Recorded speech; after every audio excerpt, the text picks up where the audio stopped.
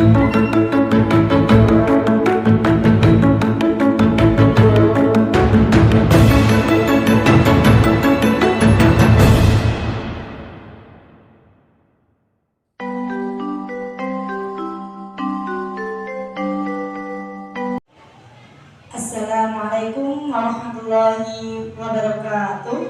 Waalaikumsalam warahmatullahi wabarakatuh. Selamat siang, selamat berbahagia semua. Pada kesempatan siang hari ini, kita akan menyelenggarakan acara diseminasi aksi nyata pada guru penggerak yang akan diwakili oleh Saudara Indah Wardani SPD. Pada kesempatan ini, marilah kita buka acara kita pada siang hari ini dengan bacaan basmalah bersama. Bismillahirrahmanirrahim.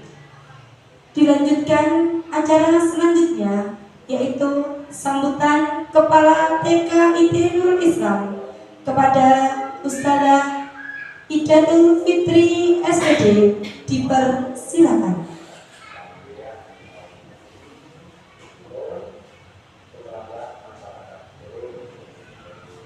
Terima kasih atas waktunya. Bismillahirrahmanirrahim. Assalamualaikum warahmatullahi wabarakatuh. Waalaikumsalam warahmatullahi wabarakatuh. Alhamdulillah, pada kesempatan siang hari kali ini kita bisa menyelenggarakan forum diseminasi aksi nyata yang akan disampaikan oleh Ibu Indah Wardani selaku calon guru penggerak yang berasal dari TK IT Nurul Islam. Dalam kesempatan ini saya mengapresiasi luar biasa kepada Ibu Indah Wardani yang sudah melakukan beberapa tahap dari calon guru penggerak, dan saya mendukung sekali dengan apa yang dilakukan oleh Ibu Indah Wardani mendiseminasikan budaya positif yang ada di sekolah kita. Semoga dengan diseminasi ini akan bisa menularkan pemahaman-pemahaman kebaikan kepada guru-guru yang lain. Dan saya berharap untuk guru-guru yang lain juga bisa mengikuti, bisa berkembang, bergerak bersama-sama, sehingga akan menjadikan sekolah kita menjadi luar biasa, menjadi lebih baik dari hari ke hari. Demikian yang bisa saya sampaikan, kurang lebihnya mohon maaf. Akhir kalam, billahi taufiq wal hidayah. Wassalamualaikum warahmatullahi wabarakatuh.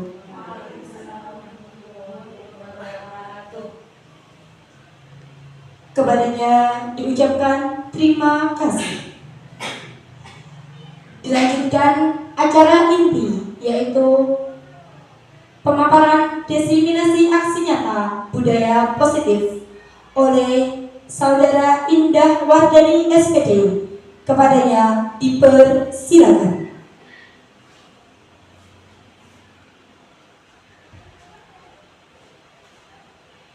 Assalamualaikum warahmatullahi wabarakatuh.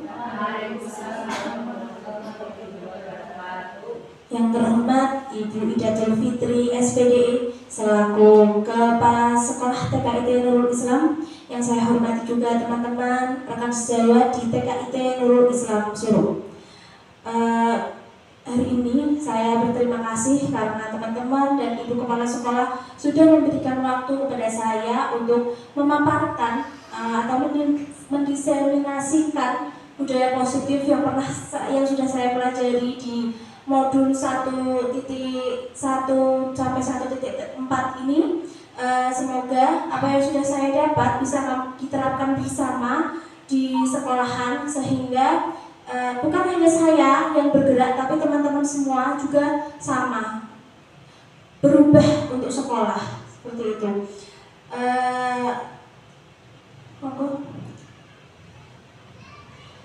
Ya, sebelum kita mulai, saya akan mengajak teman-teman semua untuk bermain game. Game ini adalah namanya Cobalah Buka. Nah, saya akan meminta dua teman saya untuk maju ke depan untuk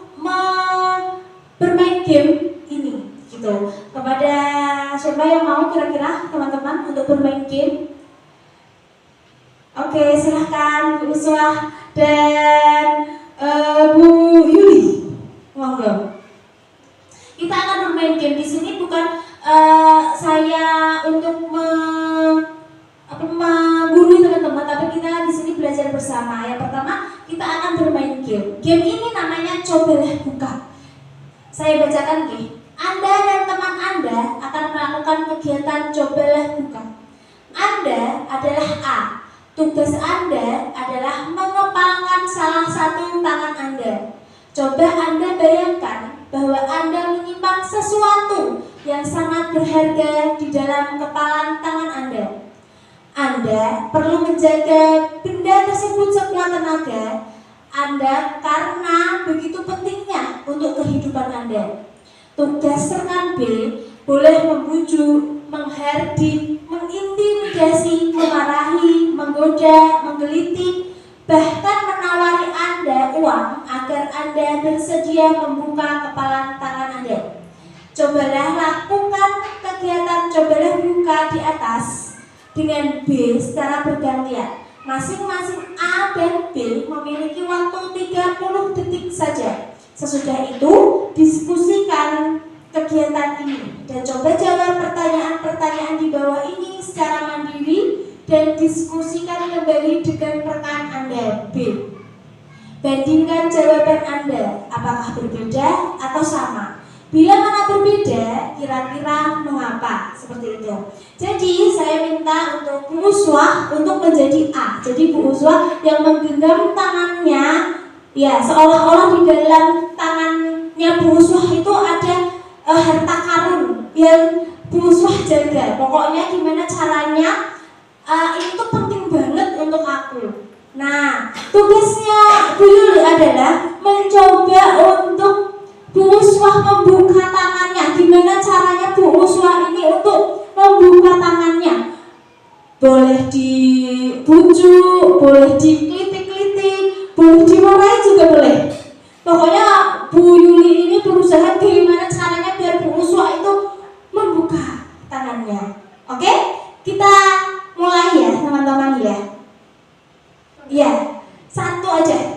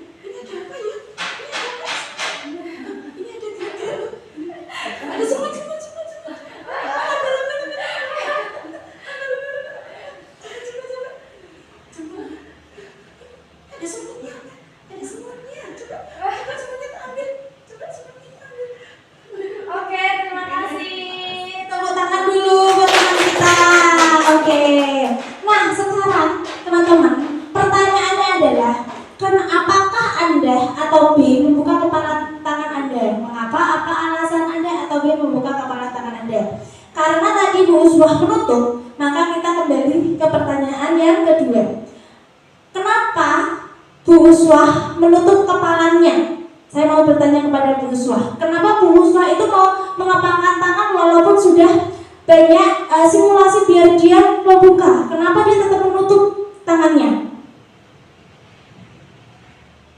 Karena saya menjaga apa yang saya miliki dan saya harus mempertahankannya. Begitu. Wah, mari kita tepuk salut dulu. Tepuk salut. Jempol kanan, jempol kiri, dua jempol, salut. Oke. Setelah itu kita mau menjawab pertanyaan yang nomor 3. Dalam kegiatan ini sesungguhnya siapa yang memegang kendali atau kontrol untuk membuka atau menutup tangan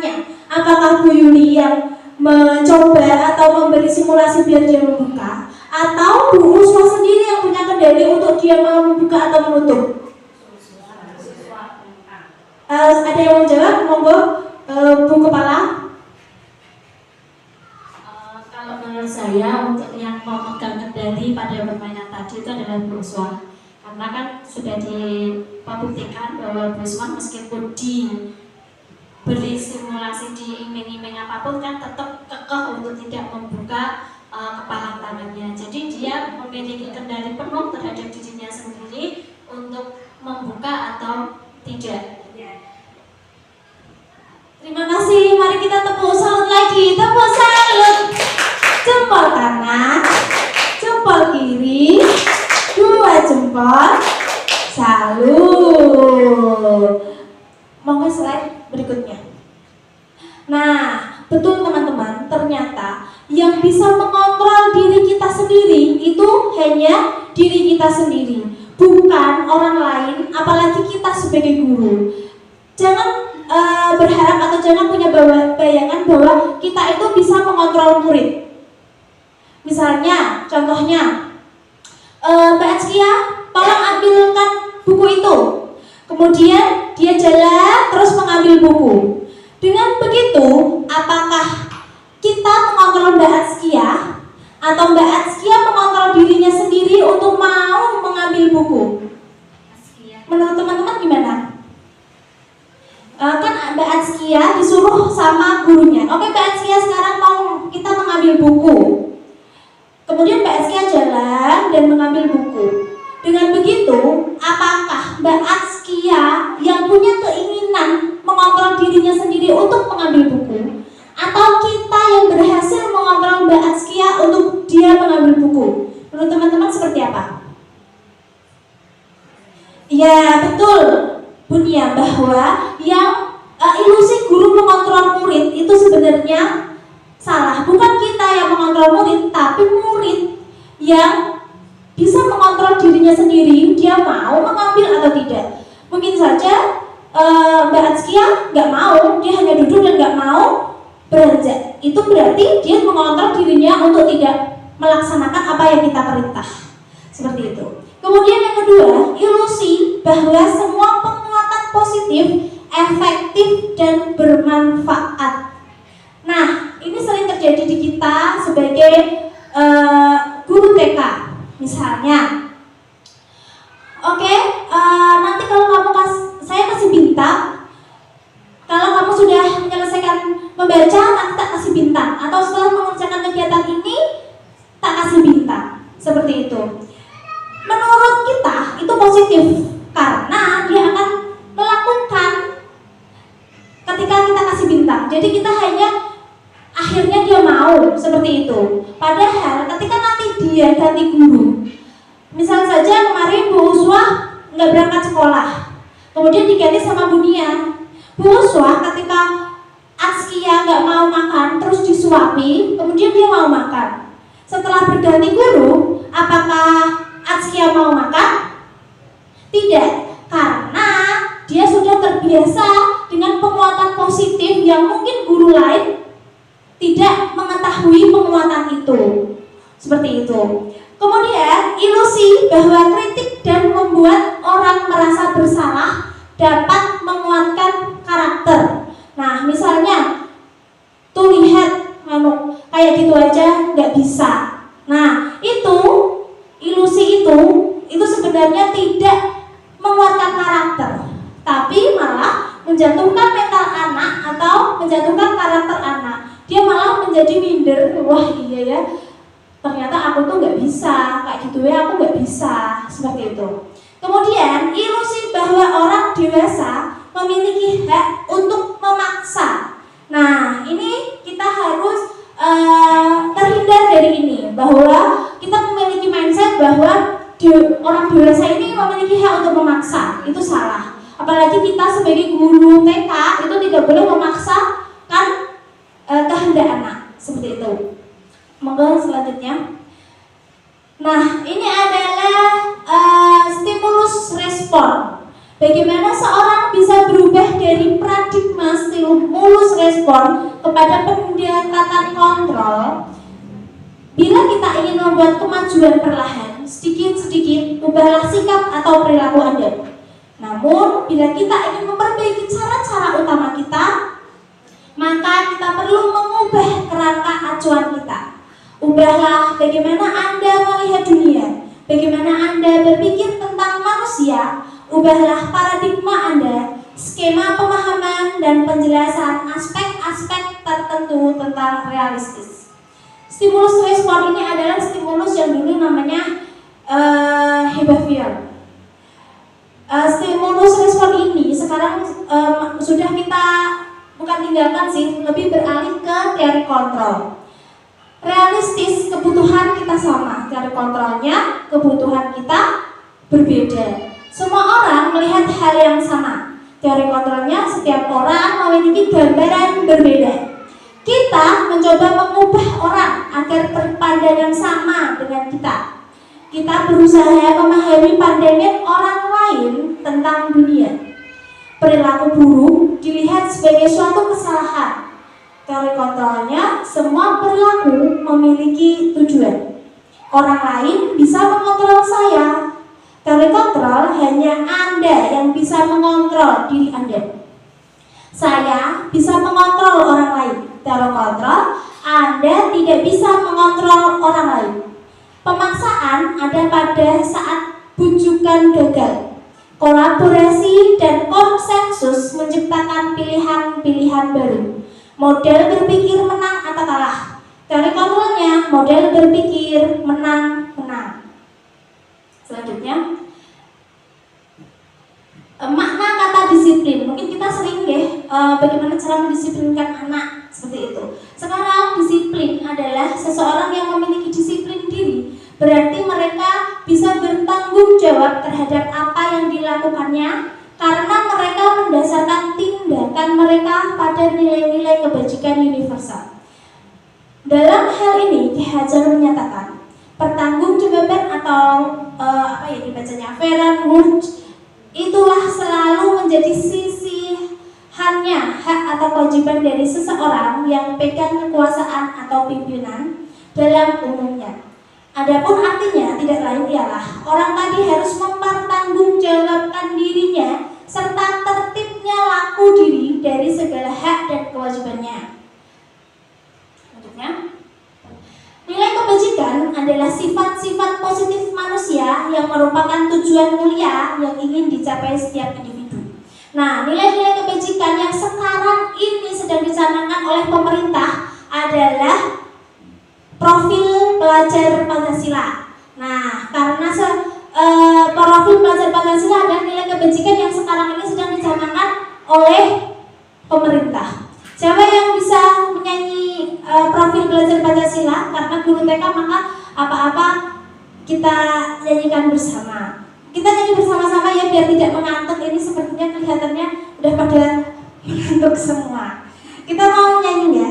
Belajar Pancasila, beriman dan bertakwa pada Tuhan Yang Esa dan berakhlak mulia, berkebinekaan global, gotong royong mandiri, kreatif dan bernalar kritis. Monggo, slide selanjutnya. Nah, ini adalah teori motivasi, hukuman, penghargaan, dan restitusi. Sekarang teman-teman, saya mau bertanya, ketika teman-teman berangkat sekolah, berangkat ngajar, tidak telat, dari 3 teori motivasi ini, menurut teman-teman yang mana? Apakah nomor 1 untuk menghindari ketidaknyamanan atau hukuman? Atau yang kedua, untuk mendapatkan imbalan atau penghargaan dari orang lain? Atau yang ketiga, untuk menjadi orang yang mereka inginkan dan menghargai diri sendiri dan nilai-nilai yang dipercaya? Menurut jenengan sekarang ini berangkat tidak telat, itu menurut teman-teman sekarang itu teori motivasi yang mana? Nomor 3, hebat. Nomor 3. Nomor 3 itu berarti sudah dari dalam dirinya bahwa dia ingin memang untuk disiplin seperti itu. Nah, sekarang kita kembali ke kelas. Anak-anak kita, misal dia mau membuang sampah pada tempatnya, itu kira-kira karena apa?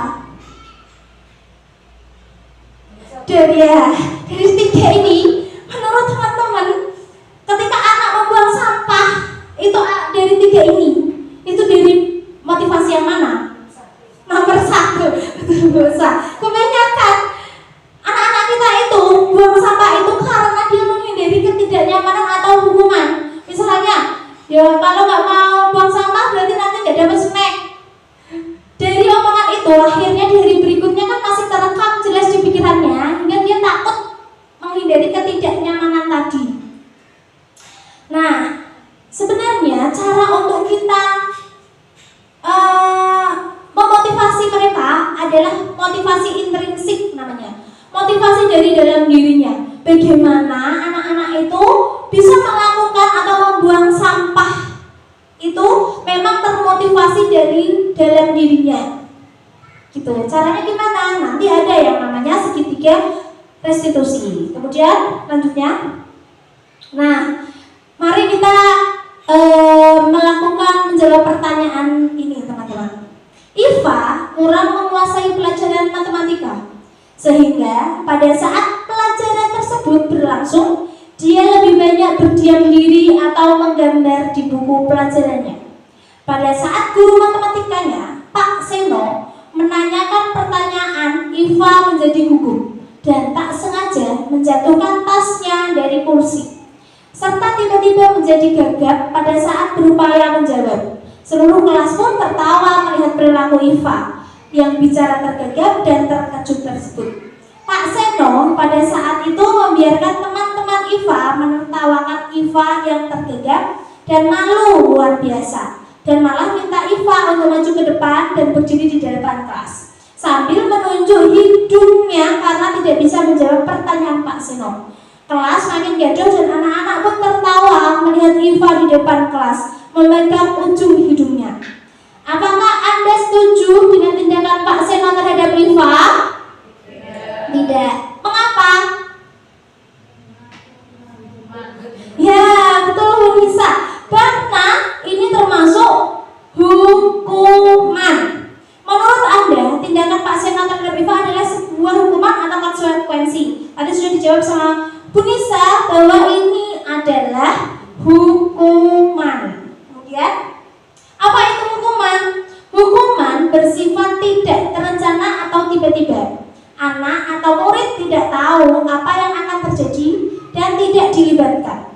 Hukuman bersifat satu arah dari pihak guru yang memberikan, atau murid hanya menerima suatu hukuman tanpa melalui suatu kesepakatan atau pengarahan dari pihak guru, baik sebelum atau sesudahnya. Hukuman yang diberikan bisa berupa fisik maupun psikis. Murid atau anak disakiti oleh suatu perbuatan atau kata-kata. Kemudian yang kedua adalah konsekuensi. Konsekuensi ini adalah sudah terencana dan sudah disepakati.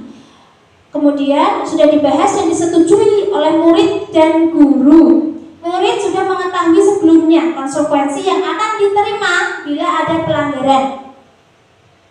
Kemudian biasanya setelah 3 kali tugasnya tidak diselesaikan pada batas waktu yang diberikan, atau murid melakukan kegiatan di luar kegiatan pembelajaran, misalnya mengobrol, maka murid tersebut akan kehilangan waktu bermain dan harus menyelesaikan tugas karena ketertinggalan peraturan dan konsekuensi yang mengikuti ini sudah diketahui sebelumnya oleh murid. Sikap guru di sini senantiasa memonitor murid. Kemudian restitusi. Restitusi adalah proses menciptakan kondisi bagi murid untuk memperbaiki kesalahan mereka, sehingga mereka bisa kembali pada kelompok mereka dengan karakter yang lebih kuat. Juga merupakan proses kolaboratif yang mengajarkan murid untuk mencari solusi untuk masalah mereka dan membantu murid berpikir tentang orang seperti apa yang mereka inginkan dan bagaimana mereka harus memperlakukan orang lain. Dari ketiga ini, kita sebagai guru, teman-teman, kita sudah melakukan yang mana? Apakah hukuman, atau konsekuensi, atau restitusi?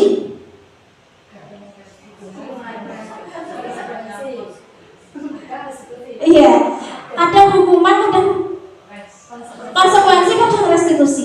Dari ketiga ini, menurut teman-teman, di lembaga kita atau lembaga PAUD lebih efektif yang mana? Sebenarnya itu lebih ideal mana sih dari ketiga ini? Restitusi, betul. Restitusi ini sebenarnya kita sudah melakukan. Misal ada anak yang membuang sampah gitu, membuang sampah sembarangan, pasti kita akan tanya, apa yang kamu lakukan? Kenapa dibuang di sana? Itu sudah termasuk salah satu restitusi. Nah, kadang pun kita konsekuensi. Kalau kesepakatan di awal, kalau membuang sampah sembarangan maka tidak dikasih snack. Kemudian kita melakukan itu, berarti itu namanya konsekuensi. Yang tidak boleh dilakukan adalah memberi hukuman. Gitu. Nah, ini adalah kebutuhan dasar manusia. Kebutuhan dasar manusia adalah sesuatu, ketika kita melakukan sesuatu itu memiliki tujuan. Tujuan itu biasanya untuk mencapai kebutuhan dasar kita. Yang pertama adalah kebutuhan untuk bertahan hidup. Kebutuhan untuk bertahan hidup ini ada 3. Yang pertama biologis, kemudian fisiologi dan psikologi. Biologis adalah misalnya kita merawat tubuh kita untuk bisa bertahan hidup, untuk kesehatan, itu namanya biologis. Kemudian psikologi itu adalah kebutuhan rumah, kesehatan, kemudian minum, makan, itu termasuk fisiologis. Kalau psikologi adalah kebutuhan untuk rasa aman, itu termasuk kebutuhan psikologi. Selanjutnya adalah kasih sayang dan rasa diterima. Kasih sayang dan rasa diterima ini, ketika kebutuhan anak dengan kasih sayang dan rasa diterima ini tinggi, maka anak tersebut cenderung dekat dengan orang tuanya. Kemudian anak dengan kasih sayang dan rasa diterima ini, dia selalu berperilaku ingin diterima oleh lingkungan. Biar caranya aku pintu disenengi, itu adalah kasih sayang dan rasa diterima. Kemudian adalah kesenangan. Anak dengan kebutuhan dasar manusia, kesenangan yang tinggi itu dia ingin senang untuk semua orang itu suka sama dia, gitu. Dia ketika suka sama sesuatu, dia akan melakukan semuanya, berfokus tinggi pada apa yang dia lakukan. Kemudian kebutuhan dasar ketika kebebasan, dengan anak yang memiliki kebutuhan dasar yang tinggi dengan kebebasan, itu adalah anak senang mencoba-coba, kemudian anak senang untuk melakukan hal-hal baru. Nah, penguasaan ini teman-teman, ini sering banget terjadi di usia TK. Ketika anak memiliki kebutuhan dasar penguasaan yang tinggi itu, biasanya menjadi seorang pemimpin atau dia yang biasanya menjadi leadernya di kelas. Nah, itu berarti dia mempunyai penguasaan yang tinggi. Sekarang saya mau bertanya, anak yang caper itu berarti kebutuhan dasar apa yang belum dia punya? Kasih sayang dan rasa diterima. Caranya gimana kita sebagai guru? Berarti kita harus memberikan kasih sayang dengan dia dengan cara memberi perhatian, dan kemudian kita juga bisa berkolaborasi dengan orang tua bahwa memang dia butuh untuk kedekatan dengan orang tua, seperti itu. Kemudian kalau anak yang suka merebut mainan, punya temannya, nah itu termasuk kebutuhan yang mana? Betul, penguasaan. Dia tuh pokoknya aku kudu duwe, apa sing mau duwe, itu termasuk penguasaan. Dia masih kurang untuk kebutuhan dasar penguasaannya. Monggo. Next. Nah, ini adalah posisi kontrol kita sebagai guru. Posisi kontrol itu ada 3: penghukum, pembuat merasa bersalah, teman, pemantau, dan manajer. Untuk penghukum biasanya guru berbuat menghardik, menunjuk-nunjuk, menyakiti, menyindir. Guru berkata, kalau kamu tidak melakukannya, saya akan. Hasilnya anak memberontak, pendendam, menyalahkan menyalahkan orang lain. Kemudian membuat orang merasa bersalah. Guru berceramah menunjukkan kekecewaan yang mendalam. Guru berkata, kamu sudah mengecewakan ibu. Hasilnya menyembunyikan atau menyangkal, berbohong. Kemudian kalau kita memposisikan diri sebagai teman, guru membuatkan alasan-alasan untuk murid. Guru berkata, lakukan untuk ibu. Ya sudah, nanti ibu bantu. Hasilnya ketergantungan. Kemudian kalau kita memposisikan diri sebagai pemantau, guru menghitung dan mengukur. Guru berkata, apa peraturannya, apa konsekuensinya, apa yang telah kamu lakukan, apa yang terjadi sekarang. Itu adalah pemantau. Hasilnya menyesuaikan. Kemudian manajer. Nih, guru mengajukan pertanyaan-pertanyaan. Guru berkata, apa yang kita yakini? Apa kamu yakin hal yang kamu buat? Kalau kamu meyakininya, kamu memperbaikinya. Kalau kami memperbaikinya, jadi kira-kira hal tersebut akan menggambarkan apa tentang dirimu. Hasilnya menguatkan watak atau karakter. Menurut teman-teman, sekarang kita sudah bertahun-tahun menjadi seorang guru. Untuk sekarang, posisi guru teman-teman itu ada di mana? Apa sebagai penghukum, atau pembuat rasa bersalah, atau sebagai teman, pemantau, atau manajer? Untuk sekarang, teman-teman itu ada di posisi mana? Kalau saya sebagai teman, Kalau saya selama ini terhadap murid-murid saya sebagai teman. Tapi memang saya akui murid-murid saya menjadi ketergantungan dengan saya. Jadi ketika misalnya guru lain menggantikan saya ketika saya tidak hadir, itu murid-murid saya tidak menurut dengan guru yang menggantikan saya itu. Begitu kekurangannya ketika saya menjadi teman. Kemudian siapa lagi yang mau berpendapat? Kira-kira untuk sekarang ini teman-teman itu menjadi apa di kelas? Kalau saya sebelum mempelajari ini, saya itu ada di pemantau. Jadi saya akan tanya, apa yang sudah terjadi hari ini? Kenapa kok nangis? Ada apa? Terus kemudian tadi peraturannya apa? Itu saya seperti itu. Mungkin ada yang mau berpendapat, mau jadi apa? Sekarang ini jadi apa sih? Posisi kontrol kita itu jadi apa? Bu Her, sekarang jadi apa Bu Her? Apa? Yang apa? Bisa ini jadi posisi kontrol yang mana yang kira-kira diterapkan di kelas selama ini? Dengan itu jadi apa? Apakah jadi penghukum, membuat orang merasa bersalah, teman, pemantau, atau manajer?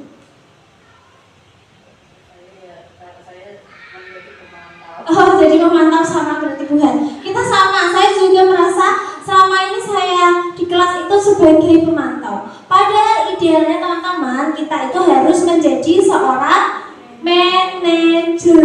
Jadi kita hanya mengajukan pertanyaan-pertanyaan tematik yang mereka jawab dan kemudian mereka menyelesaikan masalahnya itu sendiri dan menemukan solusi apa yang tepat untuk dirinya. Seperti itu. Mungkin dengan ini kita jadi tahu dan dapat berubah sedikit demi sedikit menjadi seorang manajer. Monggo selanjutnya. Nah, ini adalah keyakinan kelas. Mengapa tidak peraturan kelas saja? Slide berikutnya. Mengapa kita memiliki peraturan tentang penggunaan helm pada saat mengendarai kendaraan roda 2 atau motor? Jawabannya adalah biasanya apa? Untuk keselamatan. Kita yakin kalau dengan menggunakan helm akan menjaga keselamatan kita. Yang kedua, mengapa kita memiliki peraturan tentang penggunaan masker dan mencuci tangan setiap saat?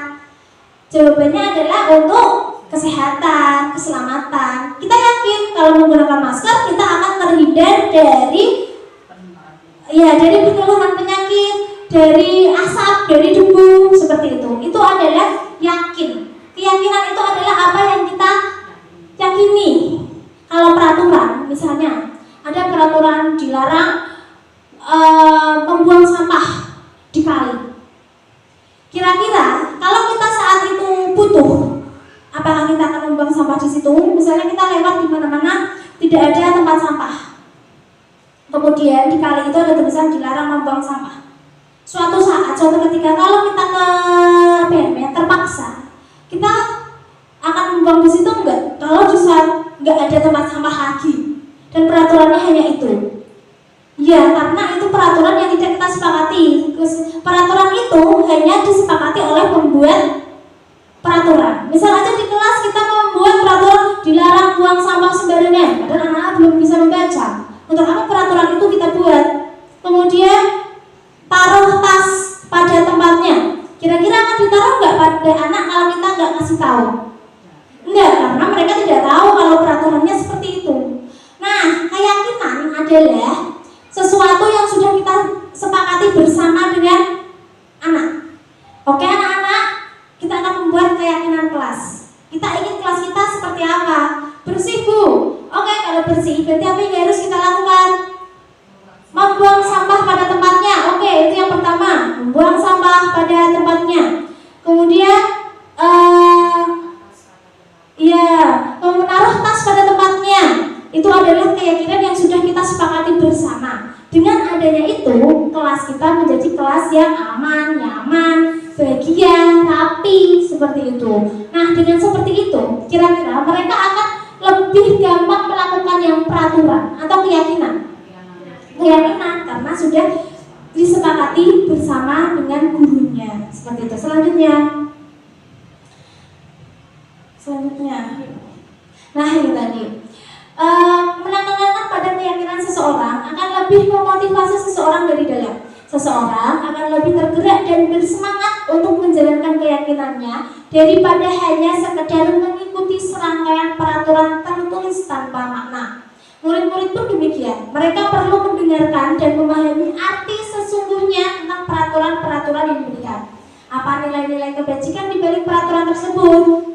Apa tujuan utamanya dan menjadi tidak tertarik atau takut sehingga hanya sekedar mengikuti serangkaian peraturan-peraturan yang mengatur mereka tanpa memahami tujuan mulianya. Selanjutnya, keyakinan kelas. Ini adalah contoh keyakinan kelas. Peraturannya kembalikan barang pada tempatnya. Nilai kebajikan yang dituju adalah tanggung jawab. Hadir di sekolah sebelum pembelajaran dimulai. Berarti nilai kebajikannya apa? Disiplin. Cuci tangan sebelum makan. Nilai kebajikannya? Betul, kesehatan. Karena kita yakin dengan cuci tangan kita dapat menyehatkan. Selanjutnya, ini adalah keyakinan kelas di TK kelas pemberani. Yang pertama, berdoa sebelum dan sesudah kegiatan. Yang kedua, meletakkan barang sesuai dengan tempatnya. Yang ketiga, menjaga kebersihan kelas. Yang keempat, menjaga kelas tetap kondusif. Yang kelima, izin ketika meninggalkan kelas. Nah, dari keyakinan ini teman-teman, berdoa sebelum dan sesudah kegiatan. Ini termasuk nilai kebajikan yang akan diangkat apa? Religius. Meletakkan barang sesuai dengan tempatnya. Kebersihan, kerapian. Menjaga kebersihan kelas. Ini adalah kebersihan. Menjaga kelas tetap kondusif. Kedamaian, ketenangan. Izin ketika meninggalkan kelas. Ketertiban, disiplin juga bisa. Selanjutnya, ini adalah segitiga restitusi. Ini tadi yang sudah pernah saya sampaikan. Kalau ada sesuatu masalah di kelas, kita sebaiknya menggunakan segitiga restitusi. Segitiga restitusi adalah suatu proses dialog yang dijalankan oleh guru atau orang tua akan dapat menghasilkan murid yang mandiri dan bertanggung jawab. Selanjutnya, proses 3 tahapan tersebut, dan jadi segitiga restitusi itu ada 3 tahap: menstabilkan identitas, validasi tindakan, dan menanyakan keyakinan. Nah, sebenarnya kita sebagai guru TK itu sudah sering banget melakukan ini, tapi terkadang langkah-langkahnya yang terbalik atau hanya kita menstabilkan identitas saja. Apa yang sudah terjadi hari ini? Tadi itu Bu, Neo menjatuhkan mainanku, misalnya kayak gitu, dan itu oh ya deh Mas Neo minta maaf ya, dan itu sudah selesai. Padahal kalau ketika restitusi itu akhirnya berakhir bahwa Mas Neo harus tahu kalau apa yang dilakukan Neo itu salah dan besok tidak boleh dilakukan lagi. Seperti itu. Sebenarnya kita sudah sering melakukan ya. Kalau ada kesalahan dengan murid-murid kita juga akan melakukan ini walau tidak selesai. Selanjutnya, ini tadi adalah segitiga restitusi. Yang pertama, menstabilkan identitas, menanyakan keyakinan, dan validasi tindakan yang salah. Nah, selanjutnya, ini adalah terakhir. Di terakhir ini adalah budaya positif. Budaya positif itu adalah tindakan dari disiplin positif. Ketika disiplin positif, disiplin tadi sudah kita lakukan, maka akan terjadi yang namanya budaya positif di sekolah. Misalnya, keyakinan di kelasku tadi adalah cuci tangan sebelum dan sesudah kegiatan.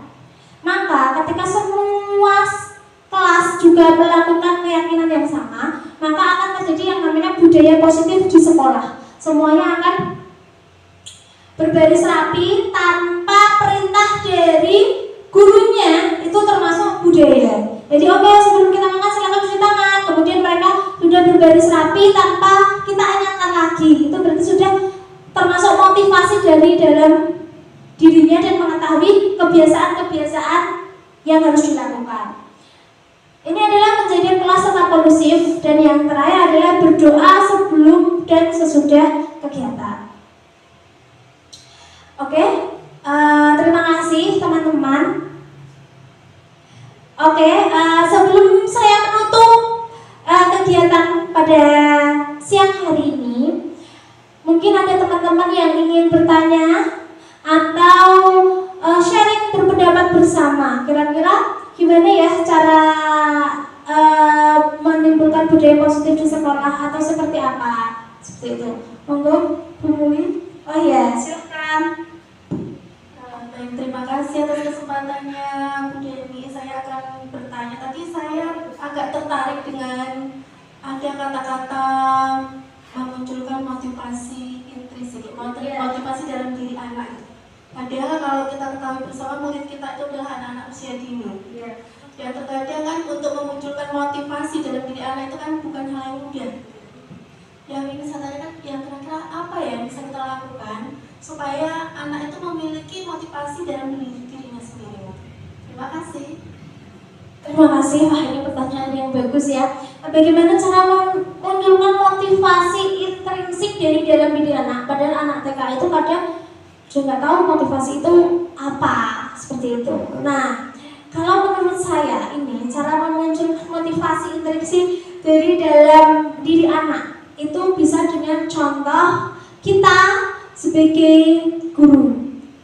Ketika kita berbuat baik atau melihat kita membuang sampah pada tempatnya, kemudian kita dapat cuci tangan sebelum dan sesudah kegiatan, anak kan akan termotivasi melakukan hal yang sama. Apalagi kita sebagai guru, apa yang kita lakukan itu biasanya akan menjadi contoh anak-anak. Aku pengen jadi koyo ustazah kayak gitu. Sering kayak gitu, di rumah tidak melakukan, tapi kalau di rumah itu tidak nurut sama orang tua, tapi kalau sama ustazahnya itu nurut banget dan dia bisa berperilaku seperti apa yang ustazah itu contohkan, ya kan? Berarti cara motivasi intrinsik dari dalam diri anak usia TK adalah yaitu kita harus memberi contoh ke anak untuk melakukan hal-hal yang positif. Seperti itu, Bu Muli. Oh ya, sama-sama. Kemudian ada lagi yang ditanyakan?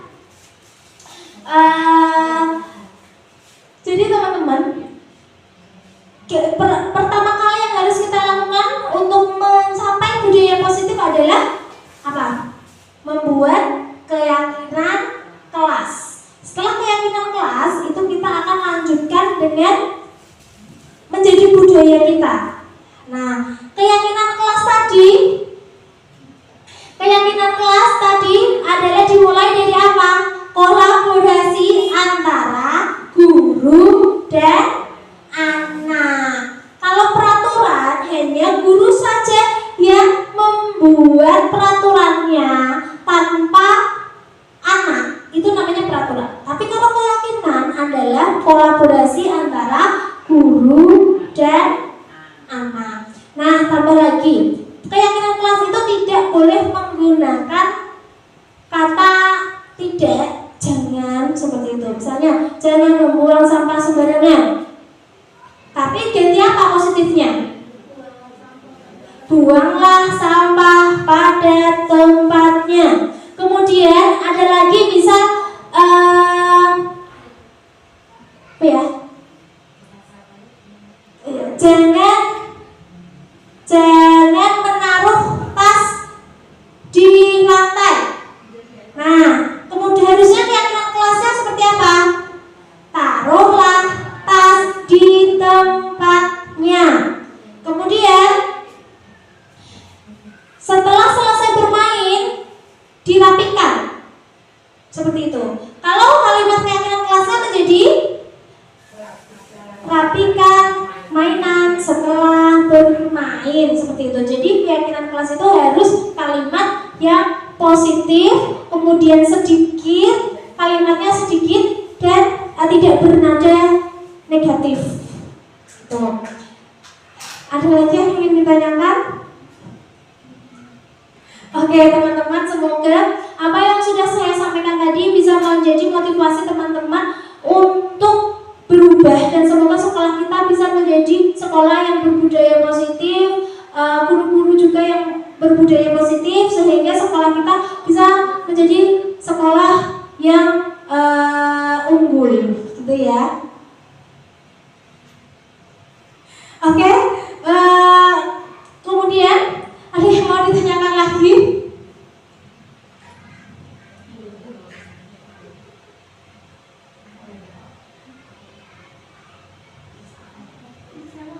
Iya, Bapak Pungli.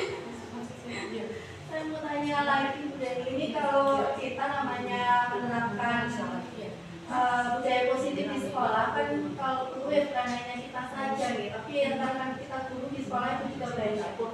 Misalnya kita di sekolah itu kita menemui ada teman kita gitu yang menerapkan sesuatu yang tidak boleh, yaitu seperti menjadi pengumpul gitu. Iya. Itu yang harus kita lakukan apa ya, supaya teman kita itu tidak seperti itu lagi gitu, supaya tidak menimbulkan rasanya juga. Oh ya, terima kasih Bu Muli. Ketika teman kita menjadi posisi kontrol penghukum, itu kita itu harus gimana? Ya, kita harus juga menerapkan segitiga restitusi itu tadi. Tapi segitiga restitusi juga bisa untuk guru ya? Ya betul, segitiga restitusi itu bukan hanya untuk anak, tapi juga bisa diterapkan untuk gurunya. Kalau gurunya sebagai penghukum, karena kita yang lakukan adalah menanyakan tindakan yang dilakukan, kemudian memvalidasi keyakinan, dan akhirnya adalah menerapkan keyakinannya. Seperti itu. Oke, selanjutnya ada lagi yang ingin ditanyakan?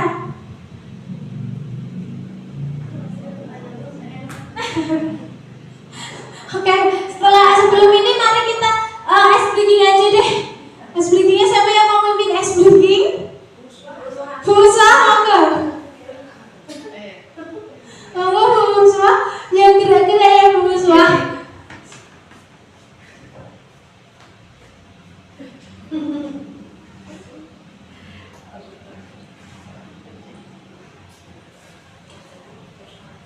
Baiklah teman-teman, mari kita berdiri semua. Iya, kita berdiri. Biar yang ngantuk hilang, yang tadi capek juga berkurang ya teman-teman. Oke. Baik, ini bisa geser sedikit biar temannya tidak. Ya.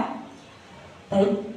Kalau saya bilang hidung, maka silahkan disentuh matanya. Hidung sama dengan mata. Kalau saya bilang tangan, yang dipegang adalah kakinya. Siap? Siap. Oke. Sebelumnya gak usah tegang, tenang saja, tenang ya. Oke. Mata, kaki, mata kaki. Wah, ayo. Oke.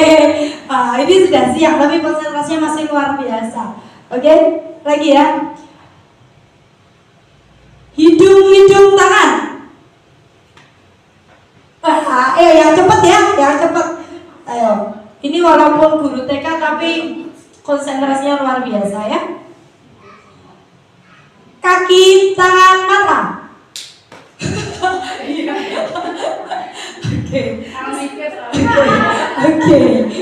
Oke, siap. Satu lagi ya, satu kali lagi, tapi lebih fokus. Mata hidung.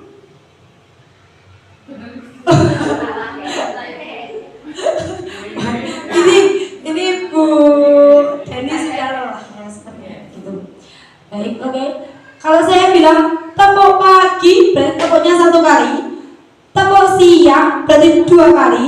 Kalau tepuk malam berarti nggak boleh berisik ya ibu-ibu ya. Tepuk pagi, Masya Allah. Tepuk siang, tepuk malam pagi, tepuk pagi malam. Malam nggak boleh berisik ya Bu. Oke, silahkan duduk kembali. Sudah bisa ketawa bersama ya. Terima kasih kepada Bu Uswah yang sudah memimpin ice breaking kita pada siang hari ini. Mari kita kasih tepuk salut dulu. Tepuk salut. Jempol kanan, jempol kiri, 2 jempol. Salut. Nah, siapa yang mau bercerita atau menceritakan lagi tentang apa yang kita bahas hari ini? Apa yang benar-benar menyentuh hati, menyentuh pikiran teman-teman bahwa ternyata aku salah, ternyata teorinya seperti ini, seperti itu. Ada nggak? Saya mau memberi kesempatan untuk teman-teman untuk menyampaikan dari yang tadi saya sampaikan, kira-kira apa yang menyentuh diri ibu, pikiran ibu bahwa ternyata aku selama ini kayak gini, ternyata aku memang harus berubah menjadi seperti ini. Ada yang mau menyampaikan? Bu Uswah, monggo.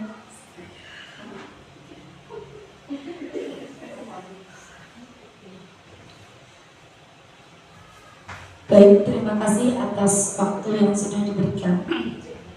Pada kesempatan hari ini khususnya saya mendapatkan ilmu yang sangat bermanfaat. Jika selama ini saya seringkali melakukan kesalahan, tapi dengan adanya materi pada siang hari ini yaitu budaya positif, maka saya berkeyakinan bahwa mulai saat ini saya akan menjadi guru yang baik sehingga anak-anak mendapatkan memori yang baik untuk masa depannya. Terima kasih. Terima kasih, tepuk tangan untuk Bu Uswah. Kemudian Bu Muli, monggo. Terima kasih Bu Deni atas kesempatannya. Yang setelah saya mengikuti materi yang disampaikan oleh Bu Deni pada hari ini, itu saya menjadi tersadar ya, kalau bahwa selama ini kemarin saya menempatkan diri saya sebagai posisi kontrol saya sebagai seorang teman dengan murid-murid saya gitu. Dan ternyata itu tidak benar. Padahal selama ini saya merasa itu sudah benar. Dengan menempatkan diri saya sebagai seorang teman, saya merasa bahwa murid-murid itu sangat dekat dengan saya gitu. Ternyata hal itu juga tidak benar. Dan ternyata yang tepat posisi kontrol kita adalah sebagai manajer. Jadi saya akan berusaha untuk selanjutnya itu supaya bisa menetapkan menetapkan diri saya sebagai manajer kepada murid-murid saya. Terima kasih. Terima kasih, tepuk tangan untuk Iya, teman-teman, banyak cerita bahwa kita guru TK itu memang sering menempatkan diri kita sebagai teman, ya kan, kepada murid-murid kita. Kadang sampai mereka itu sudah tidak menganggap lagi kita sebagai guru saking dekatnya. Ternyata itu adalah hal yang harus kita ubah. Kita harus mengembalikan marwah guru kalau kita guru dan anak kita adalah murid gitu. Kadang dengan terbiasa seperti itu sampai kadang anak-anak itu tidak menghargai kita lagi gitu. Apalagi kalau di SMA itu kemarin ada yang cerita ketika menempatkan diri sebagai teman itu ternyata anak SMA itu tidak menghargai gurunya. Kalau ngomong ya pakai bahasa Jawa, kalau ditanya ketemu di jalan ya nggak nyapa, biasa aja. Ternyata itu adalah akhirnya menimbulkan budaya yang salah seperti itu. Walaupun kita ada di TK, kita memang harus menempatkan diri kita juga sebagai seorang manajer. Kadang bisa sebagai teman, tapi juga jangan teman terus. Kadang kita juga harus menempatkan diri sebagai seorang manajer yang akan memberi karakter yang baik untuk anak, seperti itu. Apalagi sebagai penghukum, kita tidak boleh ya menjadi seorang penghukum seperti itu. Nah, dari yang saya sampaikan, kira-kira apa yang akan teman-teman lakukan setelah ini? Apa yang akan teman-teman, oke, berarti aku butuh nopo, butuh apa, harus apa, gitu. Kira-kira teman-teman mau melakukan apa yang pertama dilakukan? Memperbaiki diri. Oh ya, memiliki keyakinan. Iya, terima kasih Bu Yuli. Bu Yuli akan membuat keyakinan kelasnya di kelas masing-masing. Nah, nanti teman-teman yang lain bisa mencoba itu membuat keyakinan kelas. Kalau TKB kan sudah banyak yang bisa ada yang bisa menulis. Nanti bisa menuliskan kira-kira di dalam kelas itu mau kelas yang seperti apa. Tidak boleh misalnya anak-anak suka bermain mainan yang lama seperti itu. Ketika anak menulis nanti bisa ditulis, ditempelkan di papan tulis, pakai sticky note ditempelkan di papan tulis, kemudian kita baca bersama. Setelah dibaca bersama, kita sebagai guru juga bisa memilah-milah keyakinan mana yang kira-kira tepat diterapkan di kelas dan mana yang tidak diterapkan di kelas. Karena kadang anak-anak kan menuliskan juga terserah mereka gitu loh, tanpa mengetahui keyakinan yang baik untuk kelasnya, seperti itu. Nah, teman-teman, sekian pemaparan budaya positif hari ini. Semoga bisa bermanfaat untuk teman-teman dan mohon maaf mengganggu waktu, mengganggu aktivitas teman-teman sehingga pada siang hari ini masih di sini, masih belajar bersama saya. Saya mengucapkan terima kasih dan mohon maaf yang sebesar-besarnya. Sekian dari saya. Assalamualaikum warahmatullahi wabarakatuh.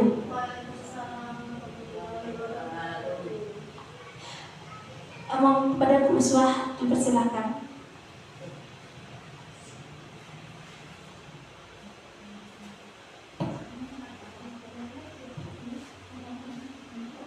Baik, terima kasih kepada Ustazah Indah Wardani SPD yang telah memaparkan materi tentang budaya positif. Dari materi yang hari ini dipaparkan, kita sebagai guru sudah selayaknya untuk memiliki keyakinan dan memiliki keyakinan untuk berubah, memiliki keyakinan untuk menjadi guru yang lebih baik. Setuju? Setuju. Baik. Baiklah, kita berikan aplaus yang meriah untuk Ustazah Indah Wardani SPD. Baik. Baiklah, acara siang hari ini adalah kita tutup dengan bacaan hamdalah bersama. Alhamdulillahirabbil alamin.